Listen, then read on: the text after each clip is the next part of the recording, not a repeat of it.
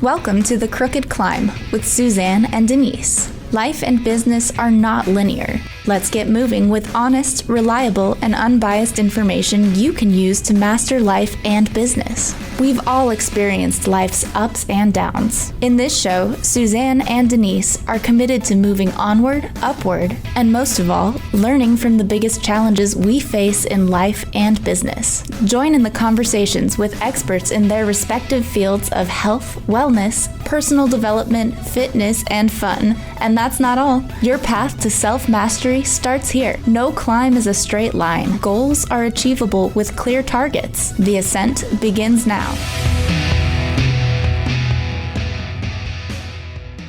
Woo!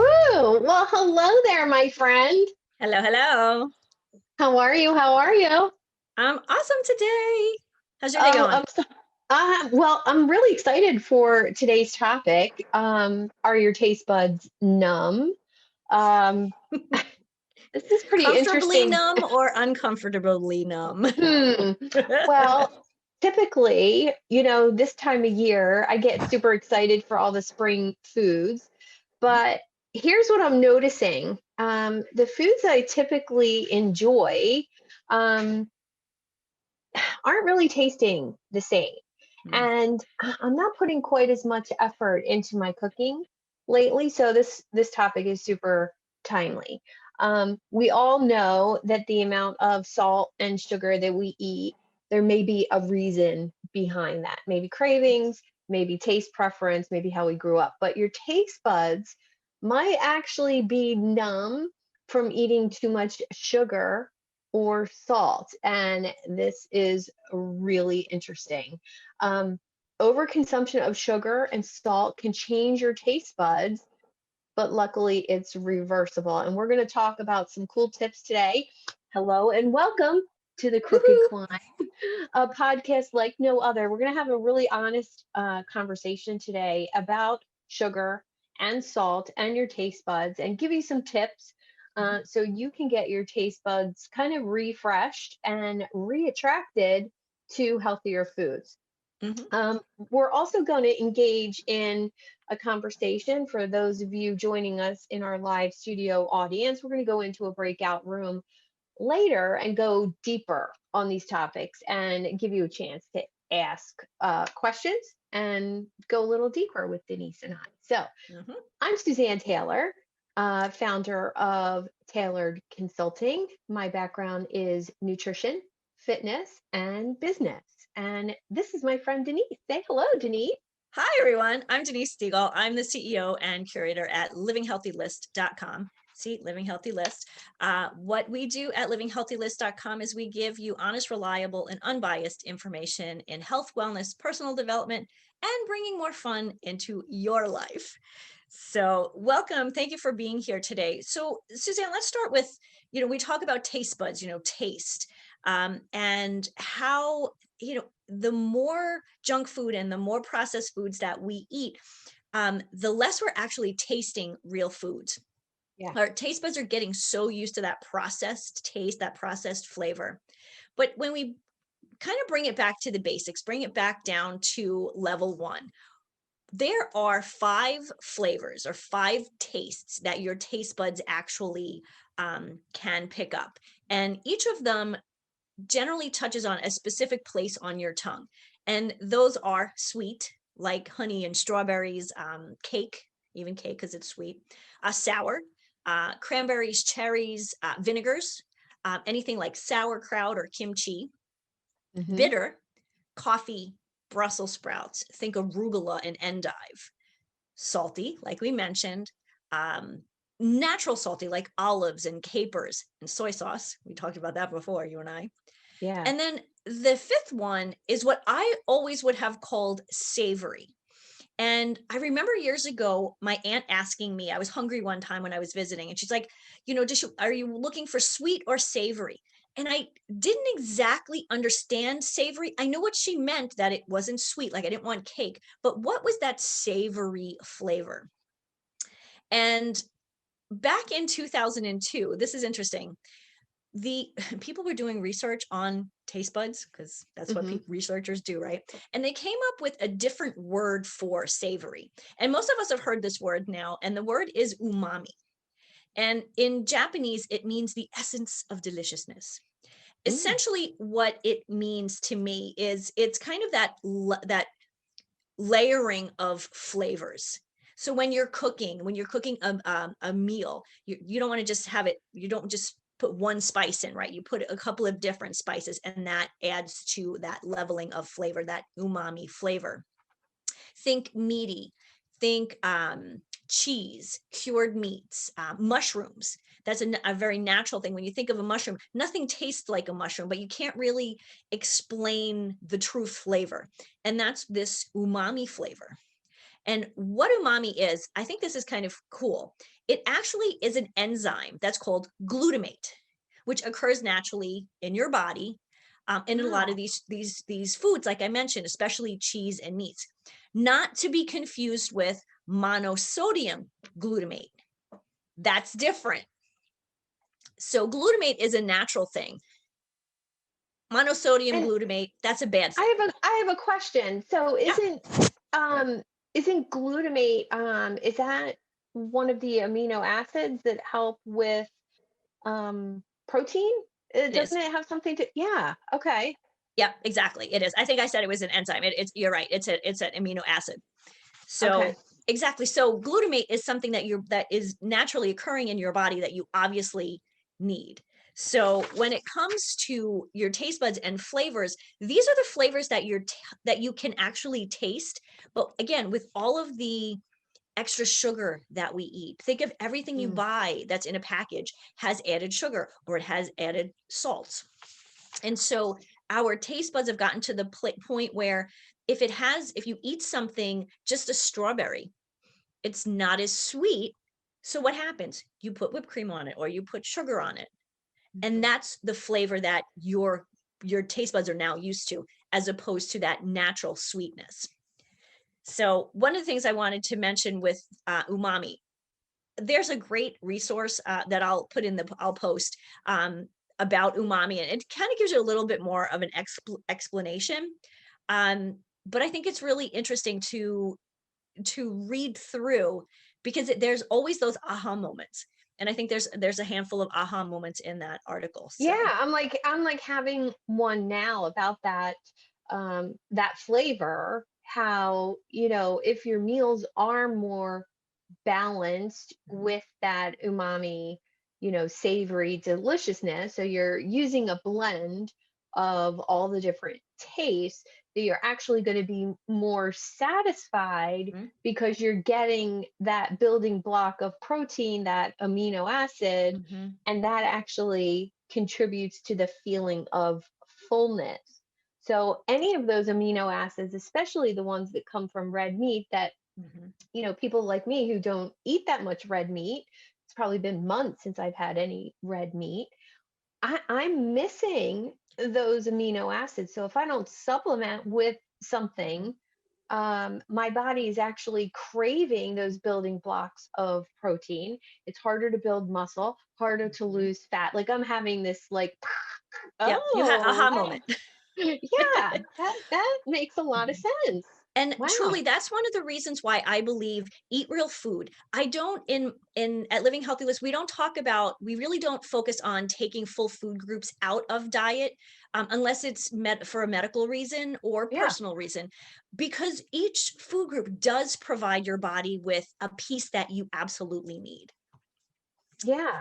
And that's something really powerful to remember that we hadn't planned on talking about, which is why I so much love these conversations, because if you really think about eating with the seasons, eating locally, you're eating more of the same things, for a week or a month at a time. But when you look at your whole year, you're actually eating very balanced. And that's something that I used to talk about a lot in my nutrition days, was not looking at, per plate, or per day, but looking at your whole week and Yeah. how am I actually doing? Am I getting enough greens? Am I getting enough protein? Am I getting enough vegetables? And balancing it out by the week, you end up having really healthy months, really healthy quarters, right? Makes more Exactly. sense than stressing about Oh my every God, what am single I getting? meal. I'm just eating a Yeah, salad and yeah. And again, yeah, food should be pleasurable. It shouldn't be, it's not something we should stress about. But we are going to exactly. stress a couple of things. We are going to stress a Cool. little bit about, let's tone it down when it comes to the sugar and the salt. So let's start with sugar. I'm gonna pass this one your way because we talk about this a Yeah. lot. So Yeah, sugar is really not unhealthy in itself. Consuming a natural source of sugar is better than consuming added sugar. So let me explain. Eating an orange is much better for you than drinking an orange soda, right? Now, that sounds like common sense, duh. right? Of course, an orange is better, Suzanne, than orange soda. But Mhm. let's look at some of the foods, such as dairy, vegetables, and fruit that contain natural sugar. Mhm. But then you look at them on the mass market of the shelves, and lots of them have added sugar, from frozen vegetables to Mhm. canned fruits and vegetables to dairy products with added sugar. Why does my cottage cheese need sugar in it? I don't know. Why does yogurt need between 14 and 30 Mhm. grams of sugar for a small container of yogurt? And It I've looked doesn't. at it doesn't need it. Right. So making these foods sweeter to taste by adding sugar, we're Mhm. actually becoming more addicted to that sweet flavor. Mhm. And it's also a short energy fix. It's a poor Mhm. energy source. Your body digests sugar so So quickly fast. that you spike up tons of energy and then you crash. And Mhm. we've all been around a 3 or a 4-year-old when that happens. Why would you want to do it to yourself? I'm Right. not sure. Um, so, one of the things that can be super empowering, and we love empowering our listeners, Mhm. is to know the other names of sugar. And I'm going to go through just the top couple: dextrose, sucrose, agave nectar, maltose, molasses, honey, high fructose corn syrup, corn sweetener, crystalline fructose, evaporated cane juice. But there are Mhm. over 80 more different Mhm. names for sugar. Why? Because if they didn't have different names and different types of sugar on the label of most packaged foods, sugar would be the first ingredient Yeah. because they list the largest ingredient first. First. So Mhm. I The other just want thing to too, caution. with all of those is if you look at say just a granola bar, you'll Hmm. see that one of these you'll see probably two or three, sometimes even four of these sugar these Yeah. artificial sugars labeled. But again, if you don't look at it, if you don't know what they say, you're like, oh, it's got 3 grams of sugar, but it's got X amount of added sugar because Hmm. of these other sweeteners. And I think that's really where we are falling off the wagon or falling into the sugar bowl. Let's say. Well, I'm wondering, so we did a little bit of research with, the negative effects of too much Hmm. sugar. Hmm. And the short list was staggering to me. The short list describes most disease in this country. Hmm. And I'm just going to go through the Yeah. short list: memory loss, mood swings, weight gain, food doesn't taste as good, you crave Hmm. sugar, you're tired, you're depressed, you get sick more often, and you need more food to feel full. And that's an Wow. incredible list. Think of that, what the things that you didn't mention: Hmm. obesity, Uh, Tooth decay. diabetes, Let's tooth talk about decay. tooth decay. Hmm.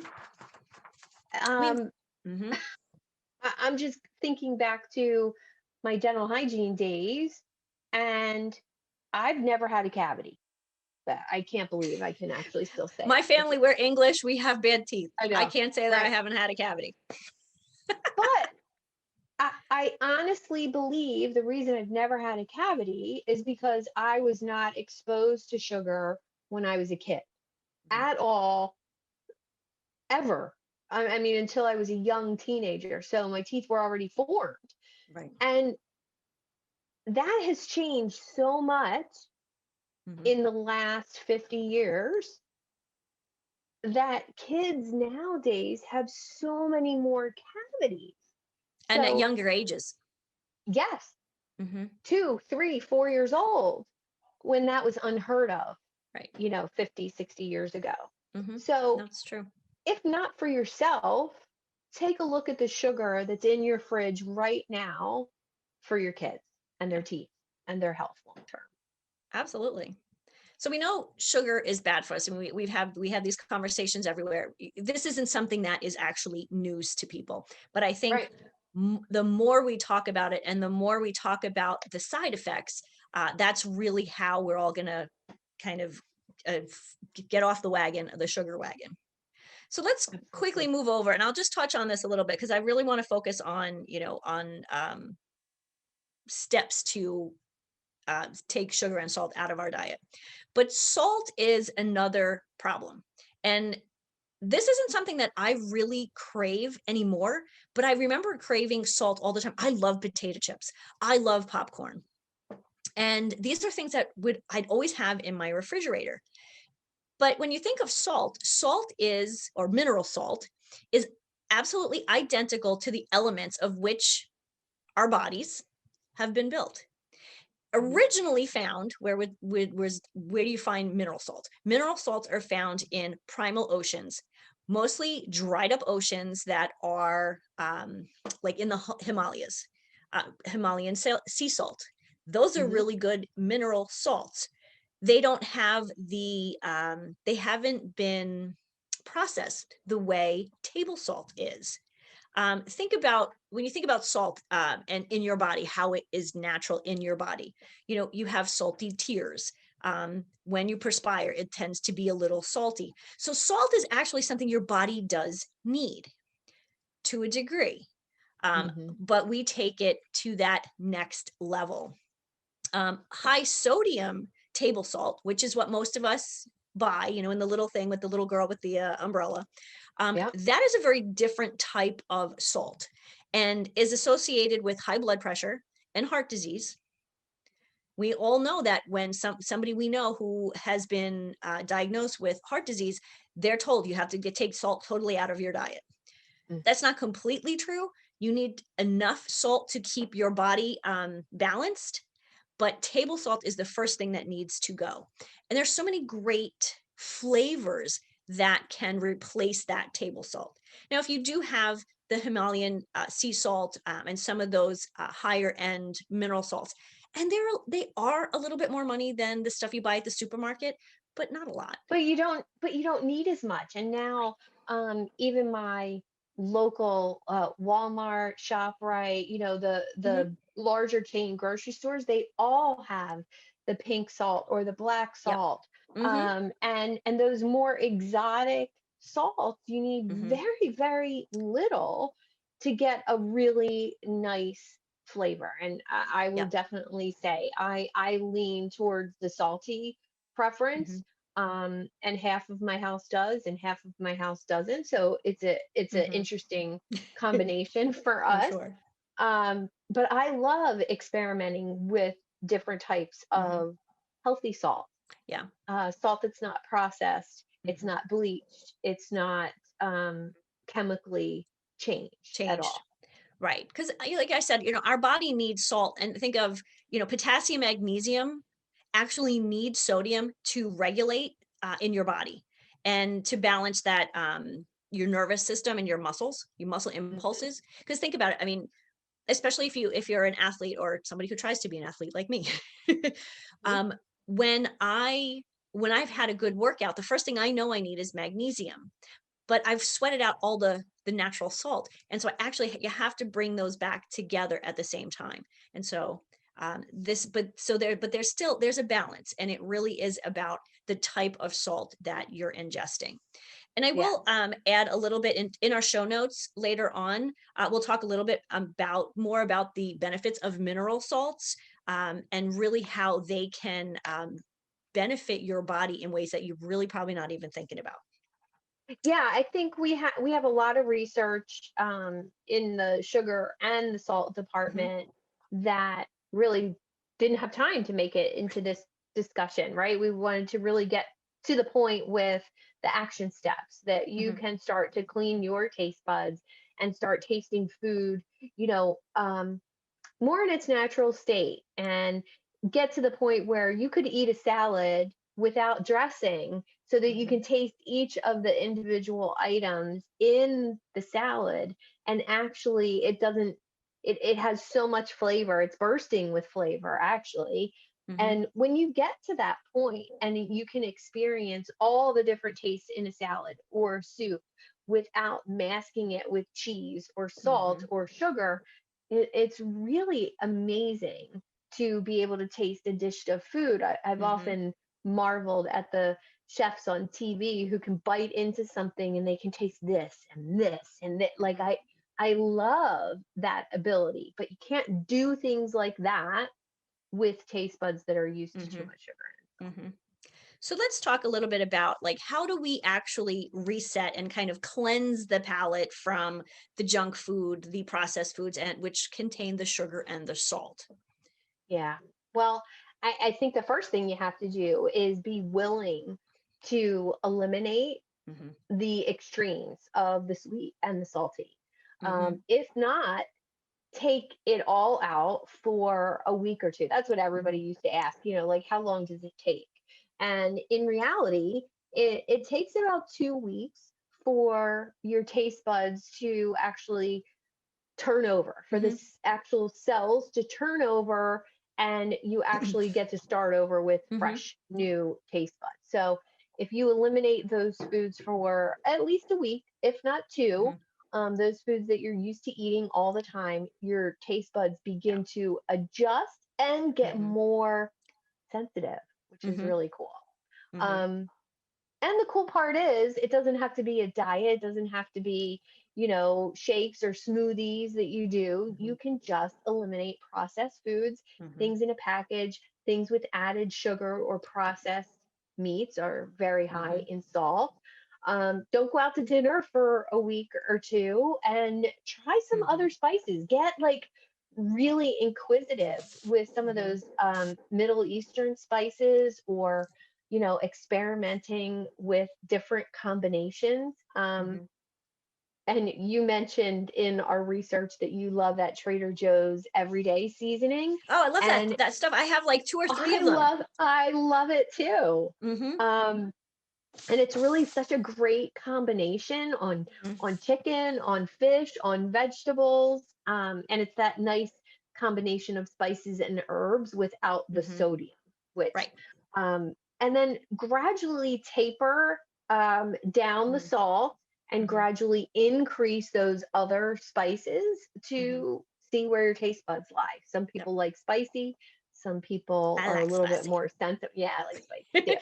Um, I actually just and took a course, an Ayurvedic course, and there were a couple of cooking components.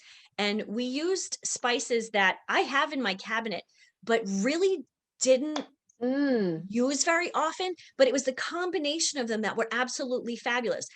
Nothing, cumin and coriander. Um, we use those in both a Mediterranean dish and an Indian dish. And oh you would think wow. one or the other, but it was just how again that layering of flavor just brought the food. It was incredible. Like we made falafels one day, and I will never Oh, that's go awesome. out and eat a falafel again outside. I hope she puts together something cooking related for the Living Healthy List Academy that's coming soon. That would be Mhm. really amazing. I think I'm going to have to ask her to do that because it Yeah, I really is. think I think all of us, and I talk about this in an article that I wrote not all that long ago. But one of the problems we have in the kitchen and cooking is none of us have really learned the different types of cooking. We either microwave stuff, or we boil stuff to death, or we grill it to death. We don't braise foods. We don't, slow cook foods very, very often. There's so many different ways to cook food to make it taste good. If you just throw something in the microwave, it's never going to taste good. Oh, yeah. So this will be an interesting, I think this will be an interesting introduction for our audience, and absolutely for Living Healthy List audience. And I really think we could get the conversation going about some different spices, some different things that you've tried. But it's almost time for us to wrap up. And I just want to say, we know that every week there's another diet, there's another workout program, and you could spend hundreds of hours and dollars researching and reading. And what we want to do here at the Crooked Climb is really give you something simple, easy, that you can try today. You can go into your kitchen tonight and try some of the things that we've talked about. Try eliminating, try adding, and take these key tools that we give you and maximize every aspect of your life in business. And we're about to go live with our studio audience to go deeper and ask your questions, maybe even share some recipes or two. We're going to interact, maybe get a little love seat coaching on giving up sugar and salty things in your kitchen. And so when you prompt, you're going to hit the join button on your screen to join us in the breakout room. And thank you so much for being here on our show. We're here the second and fourth Friday every month at 3:30 Eastern Standard Time. And you'll find us live where you're listening, or you can catch us on the livinghealthylist.com or the Tailored Consulting Agency.com. And we're also beginning to post the transcripts and our show notes on both of our respective blogs, because we end up coming up with some gems in the show notes that, they're raw, they're uncensored, they're not in paragraph form, but they're definitely actionable and definitely tools that you can take with you into your life and your business. Perfect. So until next time, guys, we will see you here. The next show is on the second Tuesday of the month. So I will leave you with healthy living, happy life. We'll see you then. Thank you for tuning in to The Crooked Climb with Suzanne and Denise. Life and business are not linear. Your go-to solution for honest, reliable, and unbiased information you can use to master your life and business. To connect with Suzanne, visit thetailoredconsultingagency.com. That's tailored, Taylord. And to connect with Denise, visit livinghealthylist.com.